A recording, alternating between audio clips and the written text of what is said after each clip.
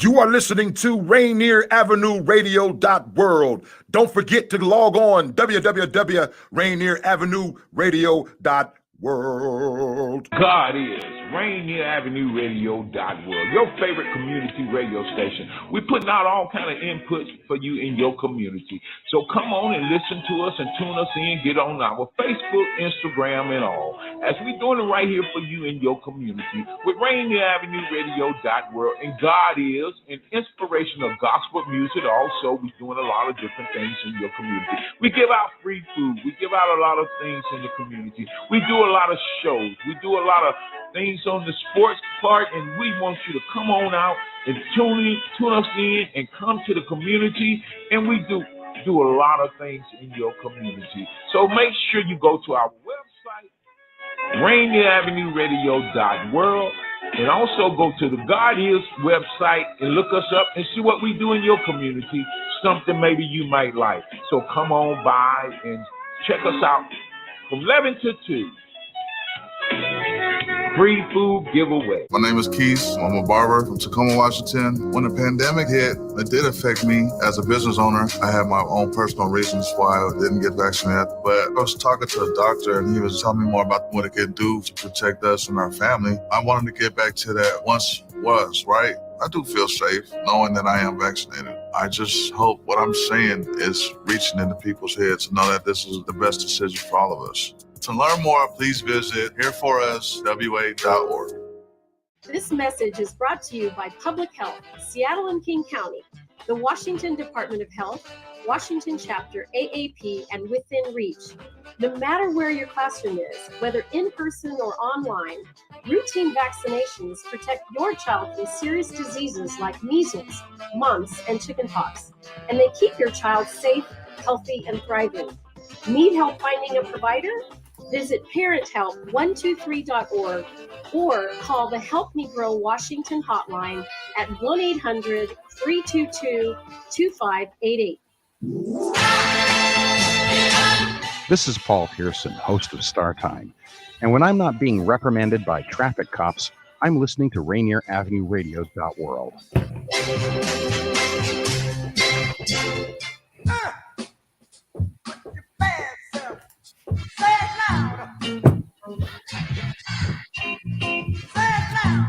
Well, good evening once again. This is Rick DuPree, your host, Dupe, and welcome to Monday Night Sports. Hope you've had a great week, great weekend. Hope your brackets, you're doing well. I don't do the brackets anymore because I just, it's just, I don't know enough. Okay. I never bet anyway, but even going through the brackets, it's fun to see the upsets and what have you. So hope you're enjoying that.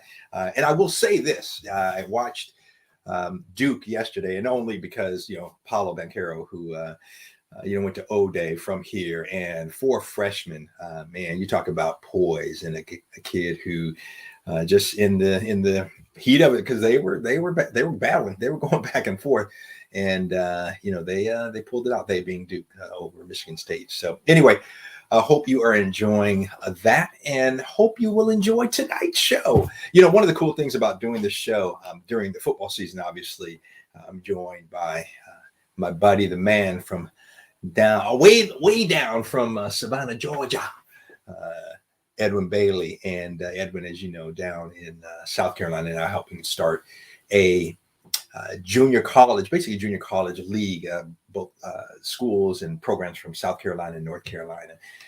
But during the Seahawks season, a strong focus on the Seahawks, obviously, with Edmund, his experience as an 11-year veteran. But one of the cool things about the show is that, if you want kind of the daily, what's going on, what's happening, the most recent, news and sports news and what have you. We have other shows like Lid Line following me that focuses on that and shows elsewhere. But the fun thing about doing a show like this is that I can kind of take a look at topics that interest me and kind of go a little bit deeper with those topics. So we're going to do that tonight. And also, one of the things I'd like to do is take a look at this day in history, or this day in sports. So before the evening is out, we're going to kind of take a look at some cool things that happened on this day, March 21st, throughout history, going back long before I was born. I was far before I was born, long before I was born. Anyway, Yeah, so that's kind of what we're looking at. But there's a couple things I want to focus on. I didn't have time to focus on this last week, but it's interesting. We've obviously been talking about COVID and the impact of COVID on sports, and as you know, I mean, I've talked about Kyrie Irving on this show, and certainly not a huge fan of his decision not to be vaccinated. And I know if I were a player in the NBA, I mean, I would be taking a stand saying, if guys aren't going to be vaccinated, then I don't want to play. I don't want to play against them because it's a higher risk. Now, obviously, being younger, if you're vaccinated, you have some protections. But Kevin Durant, interestingly, kind of took a stab at the New York City mayor. So New York, they have obviously, as everyone has around the country, at least, starting to lift some of the restrictions, mass restrictions, and what have you. And so New York, if you are a New York City employee, though, you have to be vaccinated. And so that's why Kyrie Irving cannot play in the home games. But he can attend the home games. Now, how much sense does that make? So anyway, we're gonna play a cut from Kevin Durant. I want you to take a listen to this, and he's taking a stab at New York City mayor. Then we'll talk a little bit about that, and wondering how you feel about this. Go ahead. Let's hear from Kevin. It's ridiculous. Like, I don't understand it at all. I mean, there's a few people in our arena that's unvaxxed, right? Like, they lifted all of that in our arena, right? So I don't get it. It's a second mandate that says he can come in but can't play. I don't get it. It just feels like at this point now, somebody's trying to make a statement or a point to flex their authority. But, everybody out here is looking for attention. That's why I feel like the mayor wants right now some attention, But he'll figure it out soon. He better. But it just didn't make any sense. Like, there's unvaxxed people in this building already. We got a guy who can come into the building. I guess, are they fearing our safety? I don't get it. So, yeah, we're all confused. Pretty much everybody in the world is confused at this point. Early on in the season, people didn't understand what was going on, but now it just looks stupid. So hopefully, Eric, you got to figure this out. Yeah, I was at the free throw line, I think, when he walked in, and me and Drum looked at each other and was like, yo, this is unreal. Like, I've never seen nothing like this before. And we just smiled. And I mean, been like, we can say that about a lot of situations over these last 2 or 3 years where things just didn't make any sense, especially with COVID being involved. So hopefully it gets figured out. Like I said, Eric, you gotta figure something out, man, because it's looking crazy, especially on national TV, and he can come to the game but not play. Like, come on, man. Hey, yo, Eric. Incredible, man. So that's Kevin Durant, and he's obviously not happy with the New York mayor. And whether the New York mayor, I certainly don't agree with Kevin Durant that the New York mayor is not trying to make a statement and what have you. I mean, it is what it is. I mean, at the end of the day, Kyrie Irving needs to make a decision, and he has. And so as a result, he's got to deal with the consequences. I mean, it is what it is. I will, though, say that, when Kevin Durant's talking about, okay, this doesn't make sense. The guy is coming into the arena, can come to the game, and there was video of Kyrie, and like Kevin Durant said, I think he said he was at the free throw line, and then Kyrie walking in, and it's like, okay, wait a minute now. Okay, the guy can be here. He's not masked. Okay, and that's okay, but he can't be out on the court. So, again, some mixed messages, no doubt. But I think at the end of the day, sometimes you got to make a sacrifice, and Kyrie was not willing to make a sacrifice to put team and the whole over self. And again, you can say whatever you want, but at the end of the day, the science is clear. And this is not the only vaccine we've ever had. This is not the only pandemic we've ever been in. And I would bet money that Kyrie Irving, he had the MMR, mumps, measles, rubella when he was a kid, because that was a mandate. That's a U.S. mandate, and kids, getting to school, and very few exceptions around that. So it's just unfortunate that there's so much misinformation, and in guys like Kyrie's defense, there have been a lot of mixed messages, no doubt, no doubt, absolutely. But at the end of the day, when you're part of a team, you got to say, okay, what's in the best interest of the team, and that's my. I guess I have two issues with Kyrie. One is that, in my opinion, putting self before team, And then secondly, it's like, I've heard comments earlier. He's talking about, I'm still doing my own research. And I'm thinking to myself, okay, what research are you capable of doing that experts in the field have not done? And we just don't want to listen to the experts. So, again, we can beat this story to whatever, but I mean, it's frustrating. And the Brooklyn Nets fans, the Brooklyn Nets, franchise is suffering because Kyrie is without a doubt an elite talent, and you want that brother on the court. And so, you're missing. So it's going to be interesting to see. I don't see him, and maybe this will change. I don't see the mandate for the employees changing in New York anytime soon. And so what does that mean as you get into playoffs in particular? And you lose him for, if it's a 7-game series and you got the home court, you lose him for potentially 4 games. That's just so, if I'm a Kevin Durant, if I'm other guys, I respect it, but dude, you may not like it, but this is the reality, what we got to deal with.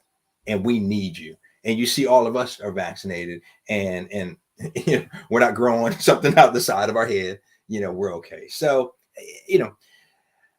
it's an interesting, frustrating, situation. But I think at the end of the day, and I'll share this. One of the things that Casey Jones, legendary Hall of Famer Casey Jones, got arrested, so passed away a year ago, Christmas. I remember him telling me when Casey was here in Seattle, his last 2 years of head coaching in the NBA was here in Seattle, and not a great stint. He finished a 500. I can't remember. I want to say it was like 51-51 or whatever the case was. But KC was the type of guy who really important for KC, in my opinion, to have a veteran team, and he was able to do that, roll the ball out, and let those guys play when he was in Boston. He didn't have that when he was here in Seattle. Couldn't do that. But KC, I remember him talking about his time in Boston, and it's something really, really stuck with me. He said, when he was there, you keep in mind, now you're talking late 50s and early 60s and what have you. And they won of his 9 seasons with the Celtics, 8 NBA titles. And one of the things that he said, there were guys on the team that were racist. We didn't, outside of playing on this team, we didn't do anything outside of this franchise. He said, however, when we walked through that door to the locker room, we became family, and we went to battle for one another. And that's what it's about, and that, to me, I think in this day and age of I and me and what have you, there's something missing there. So, hey, my take on it, let me know what you think. You can drop something in the messages or chat or whatever. Caleb will let me know if you have an opinion on that. One of the other things that I did not get a chance to see, I don't know about you, and I'm guessing you are maybe like me, did not get to see Russell Wilson's press conference in Denver. And so I did a little digging on YouTube and pulled out. So it was a long press conference, but there were kind of 3 parts, and I want to share and talk a little bit about it.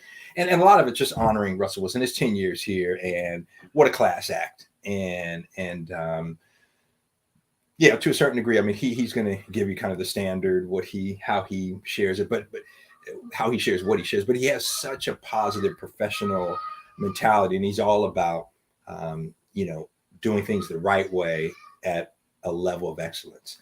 And so what we're going to do is we're going to play 3 different portions from the press conference, Russell Wilson's press conference last week. I think it was on the 16th, if I'm not mistaken, of March, his press conference with the Denver media. We're going to start out and we're going to hear from head coach Nathaniel Hackett, and then he's going to introduce Russell Wilson. But let's go ahead and play that part. Go ahead.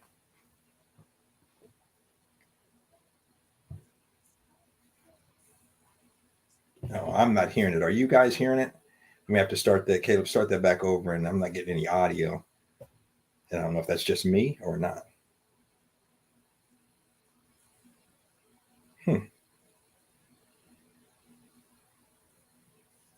Well, we will work on that, try to get the audio, because Nathaniel Hackett I loved his introduction to Russell Wilson.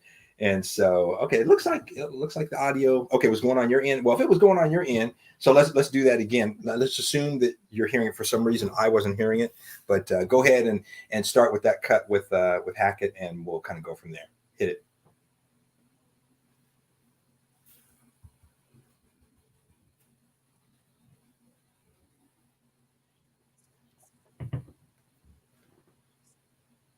I hope if our listeners, again, I'm not hearing it. So if you are able to hear, just hit us with a little note that you are hearing it. Because if not, I don't want to keep playing it.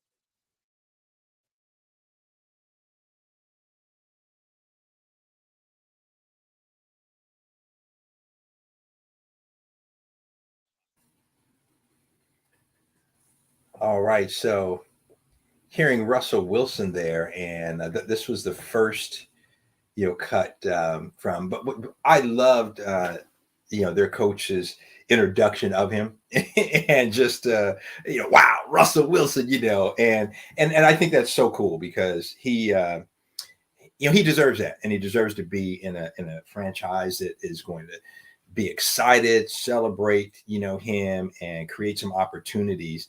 And do me a favor again, Caleb on his end was hearing the audio. I wasn't. And so I want to make sure that as we're playing this, you're hearing, because I have two more cuts I would like to play in there. One's about 1.5 minutes, and the other's about 4 or 5 minutes. But I want to make sure you're hearing. So if you are tuning in right now, just hit him with a message just to make sure, let us know that you are hearing that.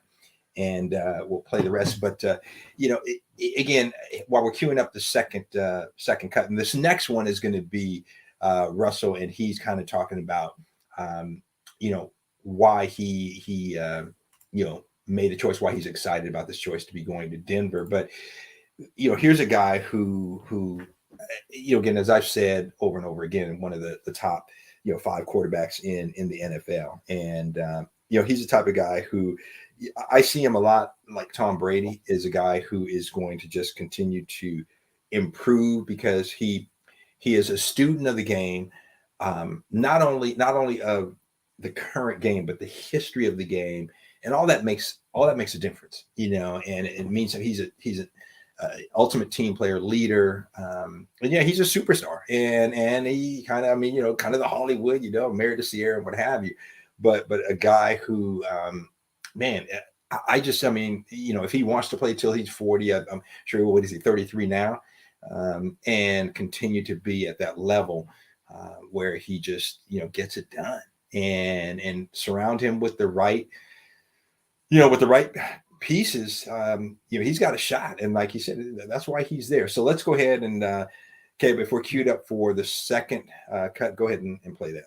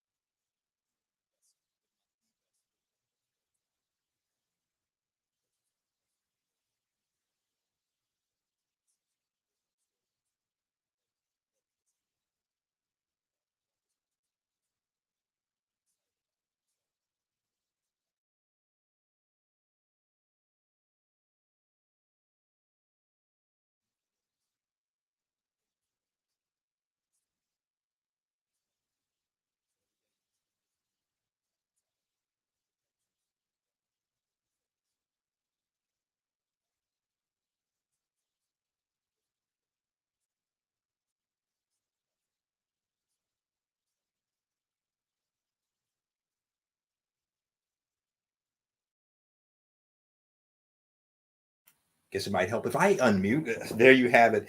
I think was cool because Russell talking about why he wanted to be there, and that's that was real important for him. We're going to play one last cut. Yeah, I think we have time. I was looking at the clock here. We have time. It's a little bit longer, but this is kind of him responding to some of the reporters' questions.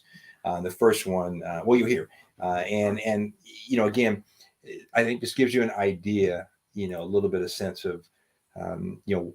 His excitement for being there and what he anticipates will happen. So let's go ahead and play that last cut, and then we'll come back and I'll wrap things up. Go ahead.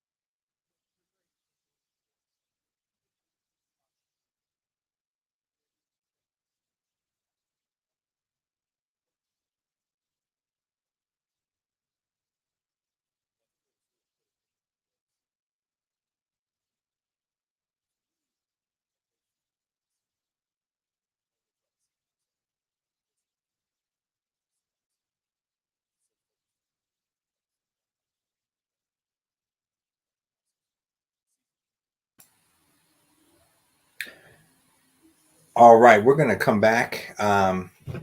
We're not sure. We think the audio was going out, but we're not sure. So apologize, for that. If that were the case and it wasn't coming back, because I do want to play those cuts, and I want you to hear from Russell Wilson, because, like I said, obviously the press conference wasn't on here in Seattle, so we didn't get a chance to see it or to hear it and what have you. And I just thought it was interesting. But I'm really excited. I've always been a Russell Wilson fan, and hate to see him in another uniform. But it was really cool to see him, at the press conference. And like I said, it's a long press conference, and I just took a couple clips there, so a total of about all said maybe 10 minutes of it.